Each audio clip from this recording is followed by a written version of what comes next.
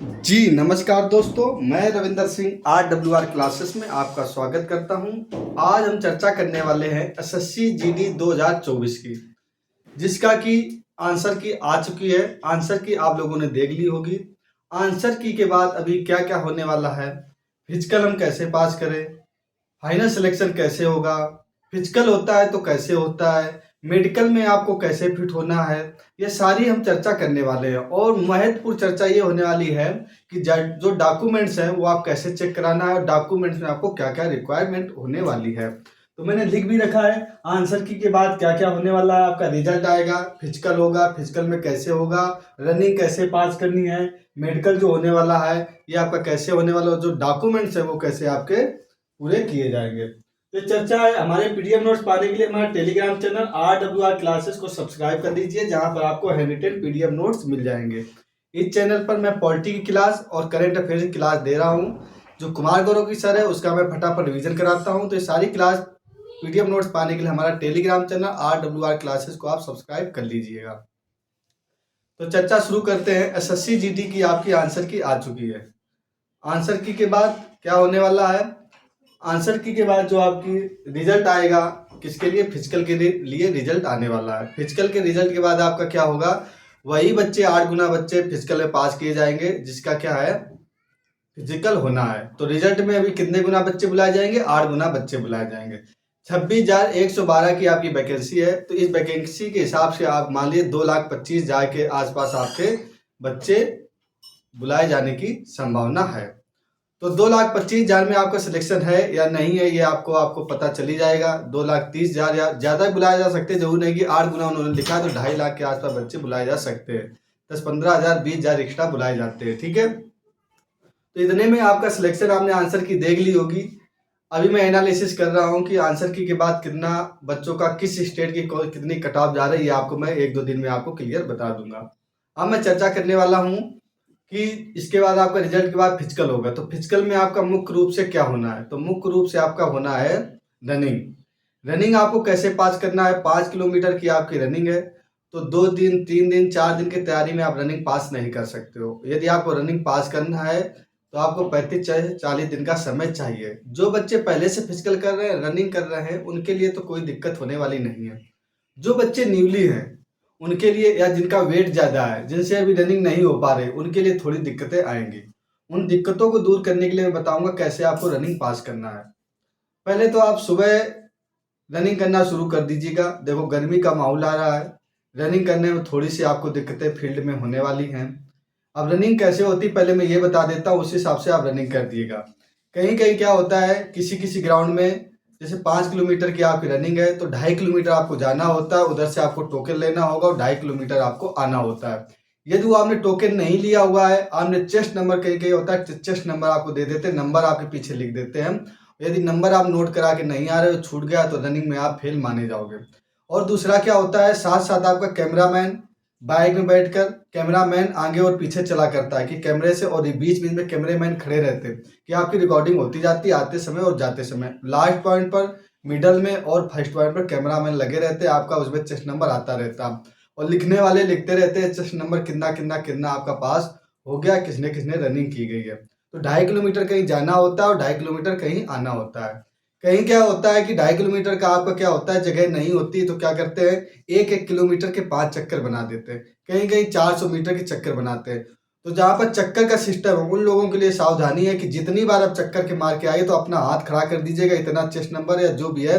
हालांकि लिखने वाला तो लिखता है, एक बंदा नहीं होता, उधर लिखने वाले कई बंदे होते हैं। जैसे एक बंदे के अंदर 5 बंदे 10 बंदे दिए जाते हैं कि अपना अपना चेस्ट नंबर टिक करते जाइए। तो गलतियां होने की कम संभावना है, बोर्ड की तरफ से बाई चांस हो जाती है तो आप फेल माने जाओगे, ठीक है। तो आपको सावधानी बरतनी है।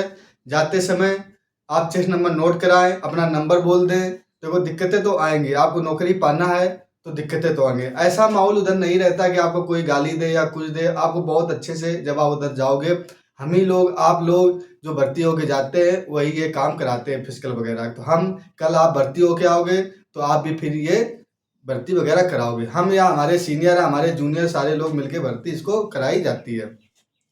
तो उसके बाद क्या होगा, आप रनिंग में मान लो पास हो गए। रनिंग में पास होने के बाद क्या होगा, उधर ही आपका रनिंग से पहले क्या होगा, आपका हाइट चेस्ट वेट आपका पहले नप जाएगा, ठीक है। हाइट चेस्ट वेट नाप लिया जाएगा।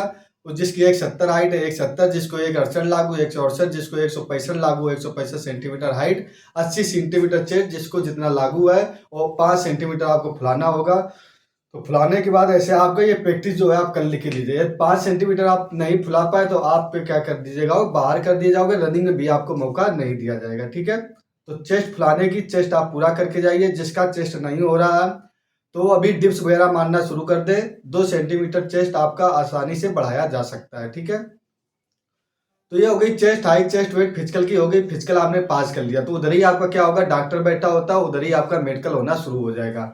मेडिकल में आपका क्या क्या चेक किया जाता है, हाइट चेस्ट वेट, आपका हाथ पैर नाक आंख, ये सारा कुछ चेक किया जाता है। कहीं से आपके कटे फटे हाथ तो नहीं आती, नॉर्मली आपका सब कुछ आपको दिख जाएगा, खुद ही आपको लग रहा होगा कि मेडिकल फिटनेस हूँ। जो भाई फिट है वो फिट है, जो अनफिट है वो अनफिट है, उसमें आप लोग कुछ नहीं कर सकते हो। आप केवल फिजिकल की तैयारी कर सकते हो कि फिजिकल आपको कैसा करना है, फिजिकल आपके ऊपर है, आप फिजिकल को पास कर सकते हो।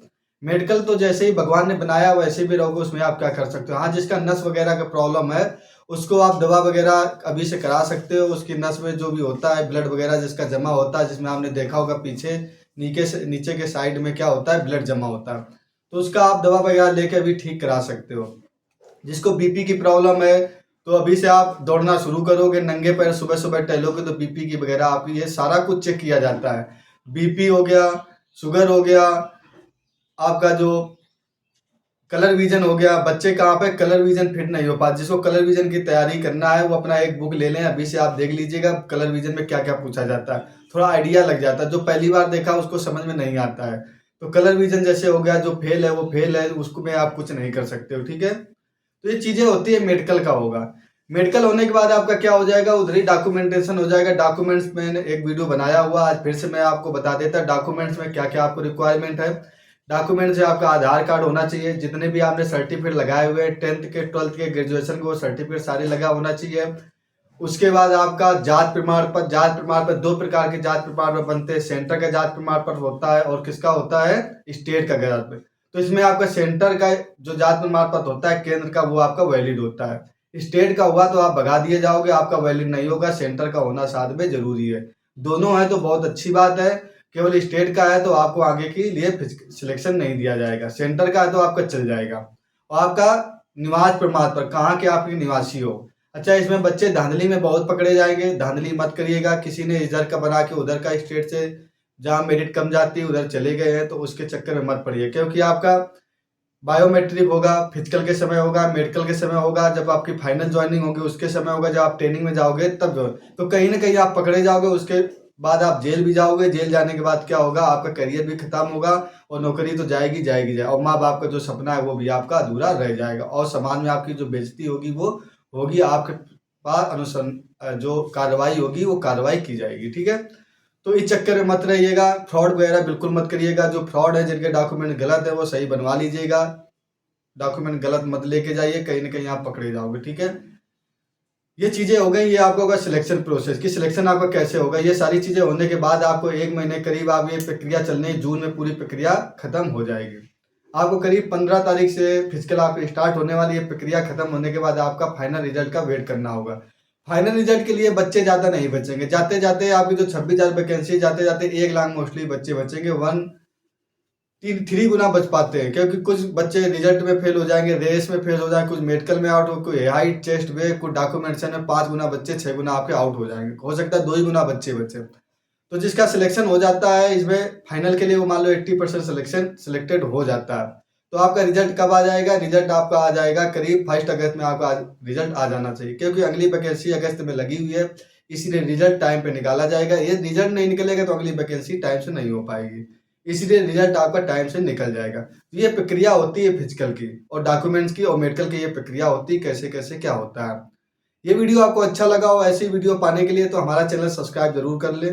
और इस चैनल पर आपको पॉलिटी की और करंट अफेयर्स की क्लास दी जा रही है, और नेक्स्ट SSC बैच के लिए मैं आपको खुद तैयारी कराऊंगा। तो अगस्त में जो वैकेंसी आ रही है उसके लिए पूरी तैयारी कराने के लिए मैं इस बैच लॉन्च कर रहा हूँ, फ्री ऑफ कॉस्ट, यहीं पर आपको मिलेगा। तो इस चैनल को सब्सक्राइब जरूर कर लें। ये चैनल आपको अच्छा लगा हो तो सब्सक्राइब करना ना भूलें, लाइक और शेयर जरूर करें। Okay, thank you for watching.